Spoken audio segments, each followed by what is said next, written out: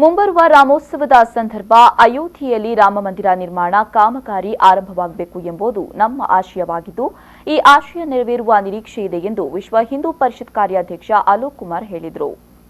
ಅವರು ಮಂಗಳೂರಿನ ಸಂಘನಿಕೇತನದಲ್ಲಿ ನಡೆಯುತ್ತಾ ಇರುವ ವಿಶ್ವ ಹಿಂದೂ ಪರಿಷತ್ ಕೇಂದ್ರೀಯ ವಿಶ್ವಸ್ತ ಮಂಡಳಿ ಪ್ರಬಂಧ ಸಮಿತಿಯ ಸಂಯುಕ್ತ ಅಂತಾರಾಷ್ಟ್ರೀಯ ಮಟ್ಟದ ಬೈಠಕ್ ಸಂದರ್ಭ ಸುದ್ದಿಗೋಷ್ಠಿಯಲ್ಲಿ ಮಾತನಾಡಿದರು.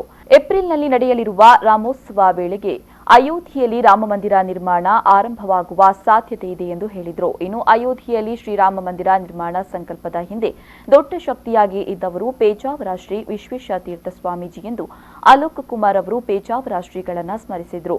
हर साल विश्व हिंदू परिषद बजरंग दल वर्ष प्रतिपदा से हनुमान जयंती तक रामोत्सव मनाता है. इस बार के रामोत्सव में आनंद ज़्यादा होगा और ये भी संभव है कि तब तक शायद मंदिर के निर्माण का कुछ काम शुरू हो.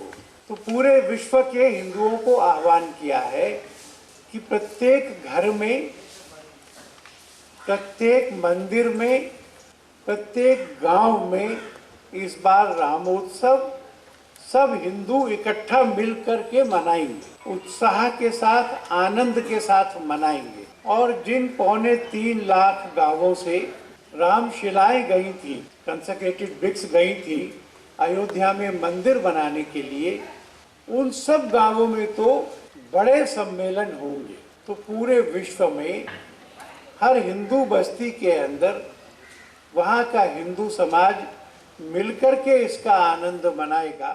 ಬೈಠಕ್ನಲ್ಲಿ ಪೇಜಾವರ ಶ್ರೀಗಳಿಗೆ ಶ್ರದ್ಧಾಂಜಲಿ ಸಲ್ಲಿಸಿ ಕಾರ್ಯಕ್ರಮವನ್ನು ಮುಂದುವರೆಸಲಾಯಿತು.